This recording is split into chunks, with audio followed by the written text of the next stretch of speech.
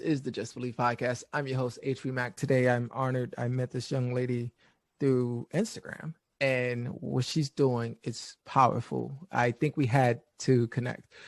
You know, sometimes when we talk about our stories and share our journeys in our past, people don't realize it's an emotion of hurt that we have to go through. It's like a pain. Like, you know, you're going through it, but you have to be strong enough to say, hey, I went through it. You can do it. This is the reason why I share my story. And this lovely young lady is Joy Logan. How are you doing? I'm doing pretty good. How about yourself, HB? I'm good. Thanks for doing this. Looking at your page, doing my research. I'm like, man, I love her energy. I love her the part that you share with yourself. It's encouraging, to be honest. Like, it's brave at its finest. Not everyone's comfortable sharing their story, and I always like to give people their flowers right away. Because it's difficult, me sharing my story on the internet, and some of your friends or some of your family members might give you backlash, and it's like, I'm not sharing this for you. There's somebody that's going through that you don't understand. Just because you're not going through it and you can't relate to it doesn't mean that this person out in Daytona or Vermont is going through that, and they need to hear that to understand, like, hey, you can survive and life does go on. So that I applaud you for doing that. It's powerful, and especially to see someone that looks like me talking about it. It gives me that courage. Like, yeah, I got to keep going. I got to keep going. So, thank you. Same to you as well. Thank you. So, tell the people your story, your journey, and let them know what you're about. Yeah, so again, my name is Joy, and when I was I'm a native of Delaware, Wilmington, Delaware, and when I was 17 years old, I moved to Los Angeles, California, with whom I stayed with her for 5 years. She was a narcissist, and while living with her, I also met this guy on Twitter, and he was a narcissist as well. I had a 4-year relationship with him, and not only that, but when I was working at this one particular job for about 4 months, it was like a call center job, I met a guy that had a borderline personality disorder. And, I was dealing with him for about 4 months. And then, I finally broke free of that connection. And after having all those relationships, that's kind of what put me on this path of, helping people with narcissistic abuse. So. Was there something that, did you realize, like, how come I'm bringing this energy? Was there something that you was doing that bring that energy, or was it just like random people that was just? No, I can't recall anything that I was doing that would, make them come towards me. Maybe it could have just been, some things that I had to work on potentially, maybe with like codependency or something, or maybe like low self-esteem, or just not being confident in myself. But overall, I mean, I was just being normal. At least that's what I thought, I mean, like I said, I was only 17 living with my aunt, and she, for like the first year or two, she was so nice to me and, treated me like I was her daughter, but then I realized, like, within the second year, it was getting to be where she was competing with me and, being very critical of me, and almost like putting me down, not really supporting my dreams and my goals and my ambitions that I had for myself, just really saying like, oh, no, I don't think you should do that. You should do this, kind of pushing me towards what she was doing, which she was already miserable anyway, and she's like, yeah, do this, and I'm like, well, if you're this way, if you're miserable, why would you want me to be just like you, Yeah. It's like the crabs in the barrel mentality. Right, exactly. So she never wanted, she saw my potential, and she didn't want me to realize that potential, because obviously she didn't realize her true potential. So that would make her envious and jealous of me. So. Wow. Outstanding. Wow. That was a lot to take in right there. I know. No, I say that because it sucks that people that you care about, right? It can be a family member, a friend, or whomever. If they notice, man, this person can outshine me. Yes. Let me put them in a box, right? Like I play basketball. So like majority of the times I was always the youngest, right? Out of my friends. And some of my friends, some of my, not even my friends, but some of my teammates, right, knew I was better than them, Mm-hmm. Just like, oh, you know, just the way he plays, like, oh, he's better than me. But instead of like me showing my talent, they wouldn't pass me the ball. Right. Like, oh, no. If coach sees that he's shining, he's going to take my minutes. I need to play. Right. So then I had to learn, okay, well, how can I get out of this? Right. Like, how can I get the ball? How can I dominate the game without scoring to show the coach, like, hey, this kid is actually good. Like, you know, he can take your minutes. I had to learn how to do other things to sharpen my skills, like playing defense and rebounding and whatnot. Since they didn't want to pass me the ball, I had to go get the ball, right? In a sense. And then slowly but surely, that same person was sitting down and I'm starting over them. And it was just like the energy, you could tell, like the envious. And I know during that situation with yourself, you probably realized, wait, hold on. This is weird. Like I can feel the energy of her being envy. Was there anything that you did to get yourself out of that situation?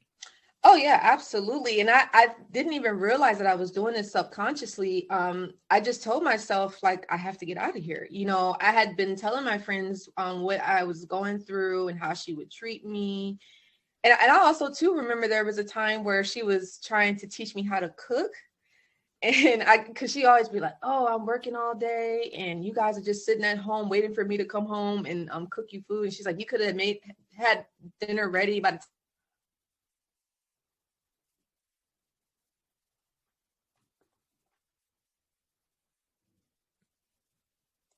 so she was trying to teach me how to cook like chicken strips or whatever. And I was trying to get it. And to be honest, I really wasn't up to it because for one, I didn't like how she was talking to me. I felt like she was bullying me and like put me on the spot because my older cousin, he was like right there, which is her son. And I remember out of nowhere where I'm like trying to make it and she's like, cook it, damn it. Don't you get it? You know, like yelling at me. And then my cousin, he like looked at me, he started laughing. And I'm thinking like, that is not funny. That's mean, you know? Yeah.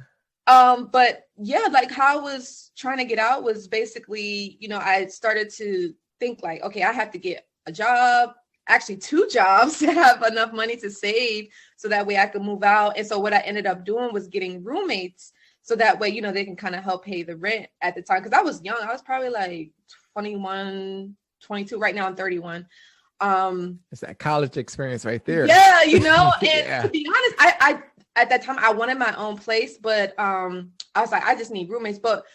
And here's the other thing I think kind of saved me as well, because when I originally was going to college, the school was actually maybe about like 10 to 15 minutes away, but the university that I decided to go to at the time was about maybe 30 to 35 minutes away. And so in my mind, I was thinking, okay, that's kind of like my escape because I'm not so close to her.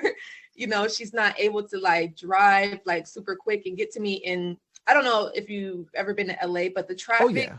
Yeah, okay. That 405? Bro. Bro, let me tell you. Yeah. Right. Yeah. So I think we was close to like the 91 and what was it? Not the 710. I think it was just, the 91.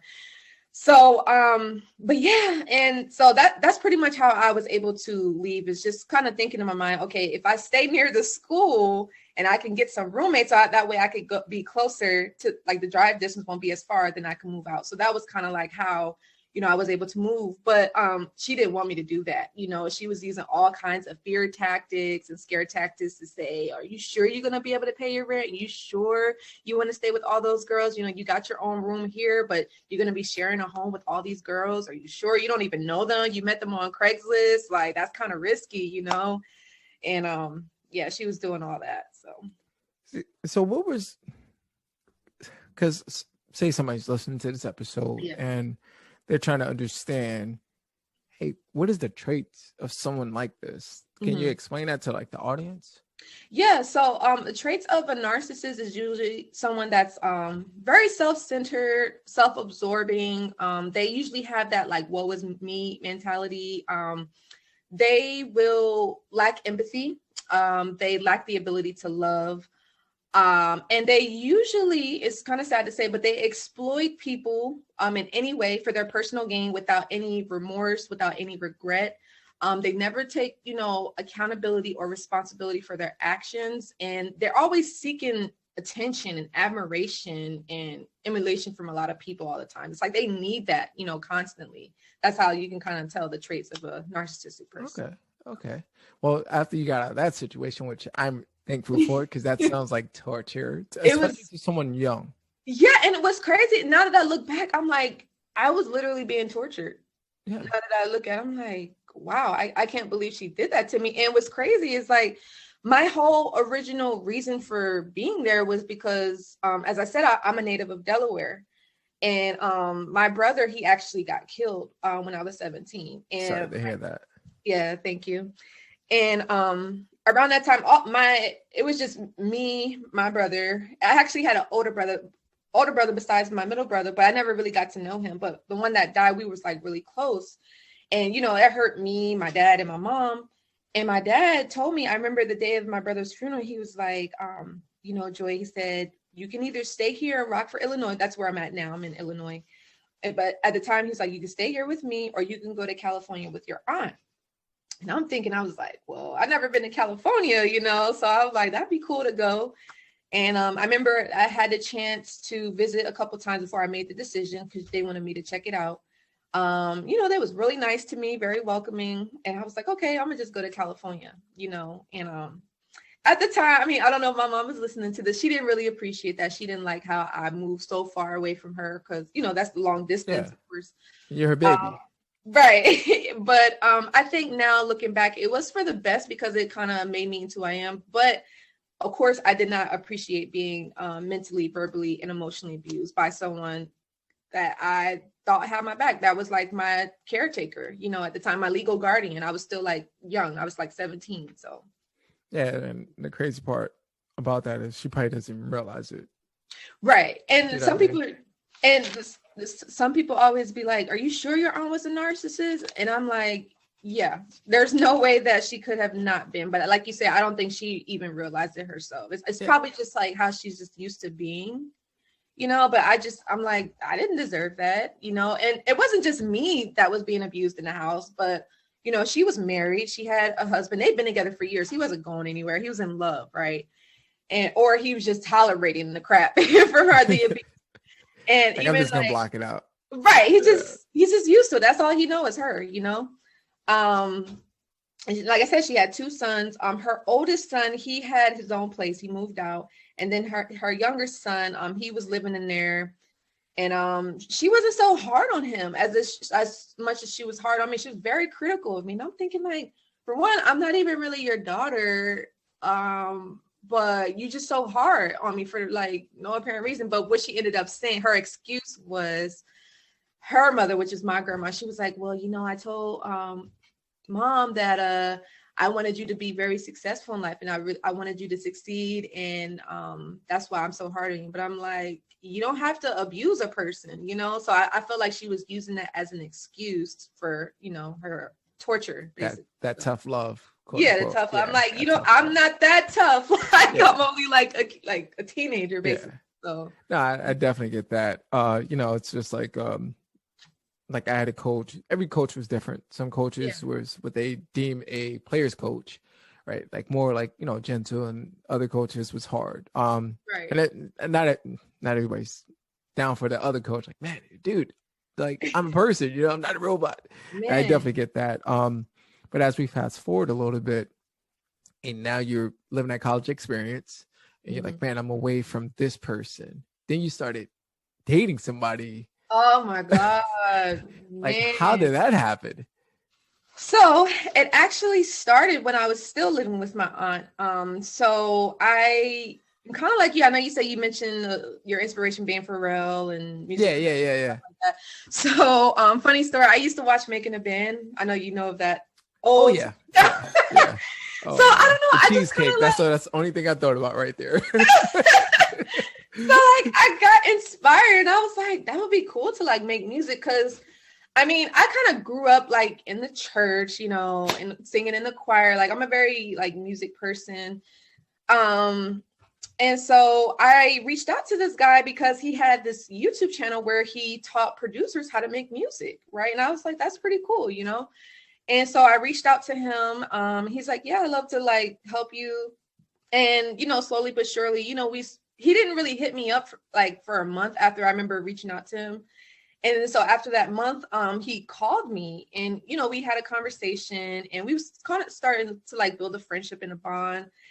And after that, we ended up meeting up with each other. It was cool. It was a little weird. I should have just kind of seen the red flags, but trust me, I didn't know. You know what I mean? Like, yeah, I'm about to sing. Yeah, yeah, I'm about to make these hits. Yeah. But and I'm not gonna lie, I thought he was attractive. He reminded me of like P. Diddy or whatever. Okay. I should have put two to two together once you said making a band. But after a while, it just got to be where I was feeling very uncomfortable. I felt very like belittled, and he was putting me down and demeaning me and gaslighting me, controlling me. And I remember I got to a point where I was literally relying on him for like even making decisions, like easy, small little decisions. Like I felt codependent. That's what narcissists do. And I'm just like, I can't keep doing this. But yeah, I met him through Twitter, essentially. That's where we met. Oh my goodness. Yeah, it was a lot. I had to tell you, HB, like I've never met anyone like this in my life. And I said they're very dangerous people to be around. Yeah, very destructive. That's crazy. Yeah. So how long was you involved with that relationship? Sadly, about 4 years. Okay. But I'm pretty sure you learned from that. Yes. Like how you learned from, your aunt. Yes. And now you are this like superhero to, hey, look, these are the signs. Like I can teach people how to get out of this, right? Like this is the thing that you look for. This is the way that you get out of this. I always try to turn a negative into a positive. Absolutely. And I look at things as a lesson, right? Like, oh, okay, this happened to me for a reason because I can be the messenger to one person. That's all I just need to connect with. It's just that one person. If it hit other people's, great. But if it hit that one person and give them hope and the opportunity of, man, my life can go on. Okay, their story's so similar to me. Okay. Mm-hmm. Look, now they're living their best life. So it does get better. You know what I mean? So that's the thing about it. I'm grateful that you got out of that relationship. It sounds very not only toxic, but just unhealthy. Yeah. Always. Yeah, and also I dated a borderline, like I was saying earlier. I met him at work, and thank God it was only for 4 months because the job sucked and the boss was like a drug addict. He was trying to get everybody else on drugs. I was like, they literally offered me pills. I'm like, no. Yeah, I don't know what I mean. Yeah. It was crazy. And then because it was in Carson, California. I don't know if you ever been there or not, but it's a pretty like cool area. But yeah, the boss, well, the owner or whatever, he was just like, he didn't even really know how to he didn't have a personality. Like he didn't know how to talk to people. Like only thing he knew how to do was sell. Yeah. That was it. And like I remember they had this other person in there that was supposed to like train us to like be on the phones because it was like call center, like cold calling. And I guess the other person quit, and so he had to hire this other guy. And you could tell the guy that they hired, like he was more of like a people person, very like he come up and start talking to us. But like the owner, he just come around and look at you like we're just like, what do you want? Like this is like, it was weird. But no, like I dated the borderline. I thought he was handsome. That was really cute. I thought he was like smart, but again, just something like I just didn't know. He just really exercised a lot of, I guess like he experienced pain, I could tell he was angry at his past, at his childhood, because he felt abandoned by his parents as well. And I remember like he was a battle rapper. And I always thought it was cool, like going to a battle rap. I'd never been to one. But one of the things that I noticed when he was rapping, he talked about a lot of like violence and anger and blood and death. And I'm like, dude, what the hell is going on in your mind? Like, because outside of this, you don't talk like this. Yeah. So I'm just like, that's coming up from somewhere. And he was passionate about it, And I remember like, because at one point he was actually living with me or whatever. And I remember like on our way to work, he would be showing me this video that he recorded, and it was on YouTube. And, he's just in this dark room and he's just like kind of by himself and he's just thinking about everything that's happened to him. And I'm like, okay, are you getting any help though? Like, you know, he's getting his DMX on. Yeah. It sounds like. Yeah. So, but no, I felt like he did care about me. I just feel like because of his past, like with his parents and also with his ex-girlfriend, you know, he had a relationship with, I think that he actually did love her. So I think that's the difference between borderlines and narcs. I feel like narcs don't have the ability, the capacity to love, but borderlines, they do. I just feel like their whole thing is they don't want to be abandoned, you know, and they just have this fear of being rejected. So they latch onto you like super quick, you know? But yeah, I'm happy. It was just a 4-month relationship. Yeah. And, but sadly, you know, it had to end. So no, yeah, for your sanity. Yeah, for your sanity, to say the least. I'm not gonna lie. It sounds like you really was about to make the band. No, but what's crazy? It's like, and I'm gonna give you an example of how crazy he was like, I remember, because you know how sometimes when you are at a call center, you'll have those callers that'll like curse you out, or you might want to curse them out. And I guess he had one of those callers one day. And I remember he screamed at this caller, but it was so loud that because the call center was small. Yeah. And so when you heard him talking to the caller, you're thinking like, what the hell is wrong with him? Like, is he psycho? You know? Like, what's and wrong? I was thinking that, oh my God, I'm like, he's living with me. Like, he's coming home with me tonight. Like, what did I get myself into? Yeah, like, so, yeah. And then not only that, but I remember, you know, I think this is when he had moved on, or he was talking to someone else, because I remember there was like a rap battle that he had. And I thought he did pretty good. I thought he was like a really good entertainer, like a storyteller. So that's why I say I always thought he was smart. But I guess like when it came to like emotions and relationships, no, it was bad. Yeah.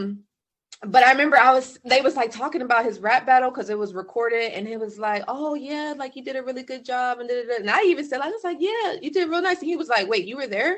And I'm like, what? Like, what do you mean? And then I didn't see that. That's a red flag. That's a red flag. Yeah.